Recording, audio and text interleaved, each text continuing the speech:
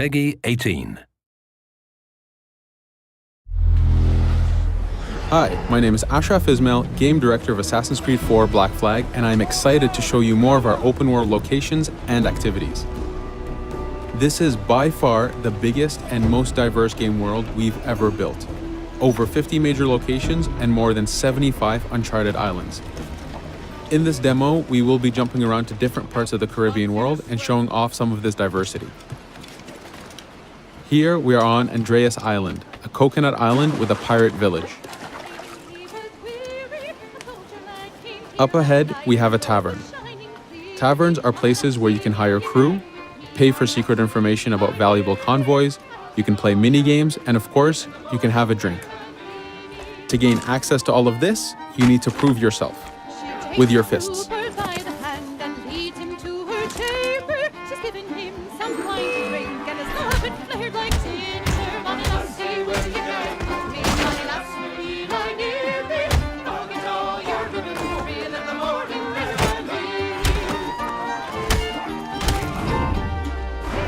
Now that the fight is over, you have access to the tavern and its services. This being a tavern, there's always plenty of rum to be drank, but drinking too much will have some fun surprises for you.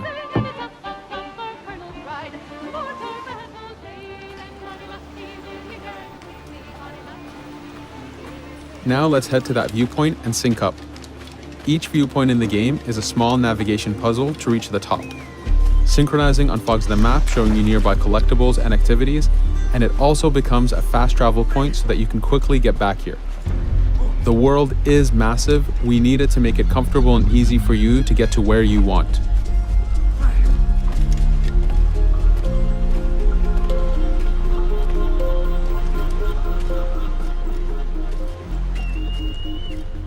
These viewpoints are also an opportunity for us to show off how beautiful and expansive this world really is.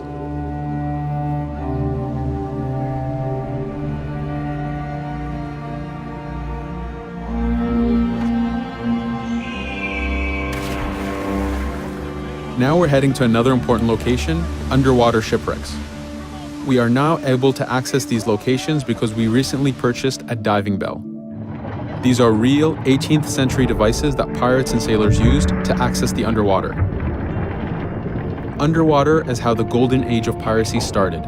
Through an incredible hurricane, tons and tons of Spanish gold was lost at the bottom of the seabed. This attracted poor, jobless sailors and pirates to dive down and grab this treasure. It was important for us to include the underwater as a new environment because it was so important to the history of piracy. The underwater is full of unknown dangers and predators.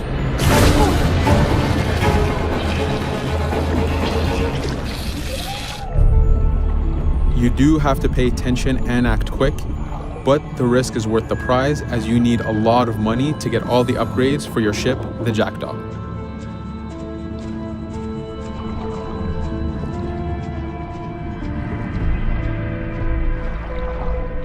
Stealth is very important even in the underwater. Here we can use the seaweed and plant life to keep yourself hidden from sharks and other dangers.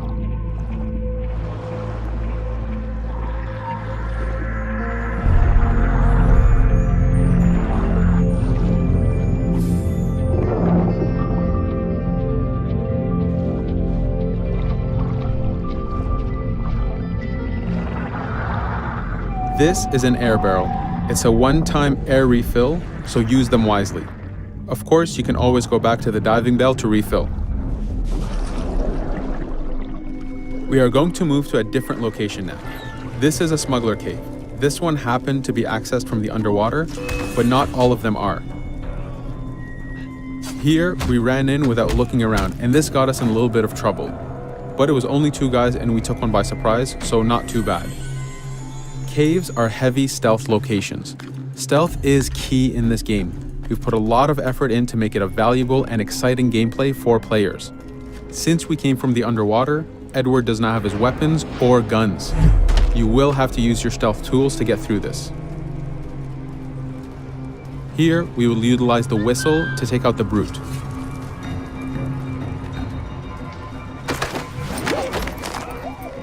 Anytime an enemy is taken out, they will drop their weapon for you to use.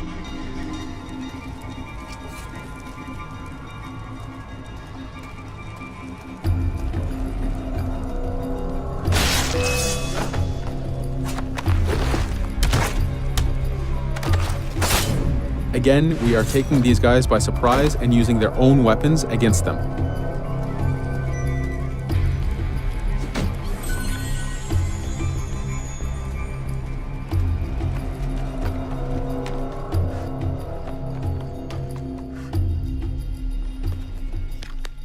Using just your fists keeps things quiet. This allows you to take advantage over the second guard.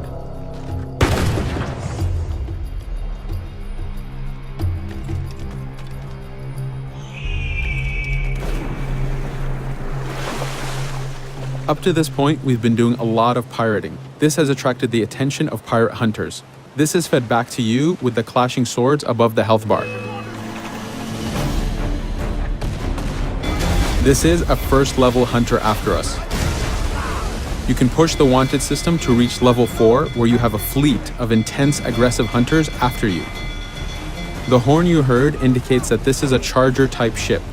This ship is all about getting close and ramming.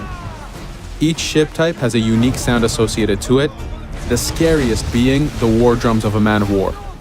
Your first mate, Adewale, is always giving you helpful advice and feedback. The chain shot is a stun weapon. Hitting ships slows them down. Great for stopping a charger's attack.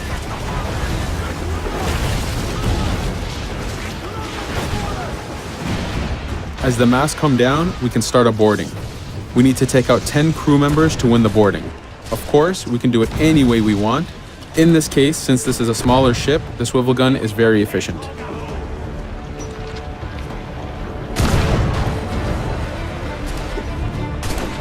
There are many objectives in the boarding system, including destroying powder keg reserves and removing the flag from the top mast. But the most basic objective is to eliminate the crew. Here you can see Edward utilizing his dual cutlasses and guns, combining them in counters and combo attacks. You do have a max of 4 shots before reloading, so make them count.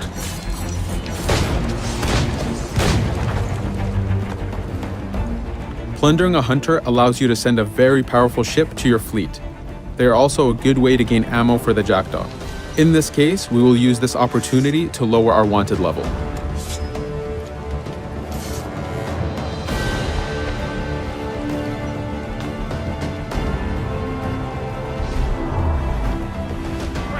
A very important new activity in Black Flag is harpooning.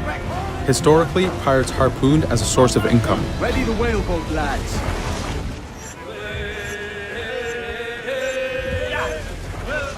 Harpooning is a part of upgrading Edward and his gear. There are many different types of creatures to harpoon, and they are all needed to get every single upgrade. Steady now, lads.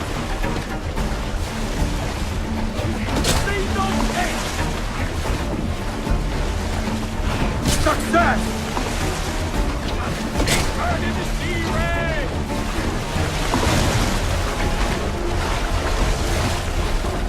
It's weakening! The blast has torn the rope! Stay sharp, lads. This is one of the smaller harpooning targets. Just imagine taking on a great white shark or a blue whale.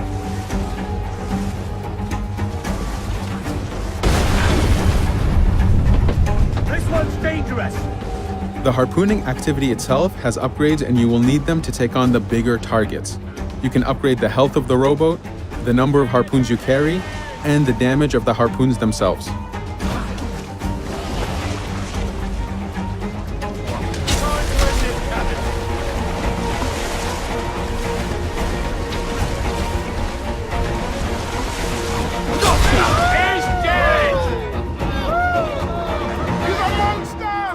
This was just a tease of the activities and locations. There is tons more for you to experience. Thank you for watching.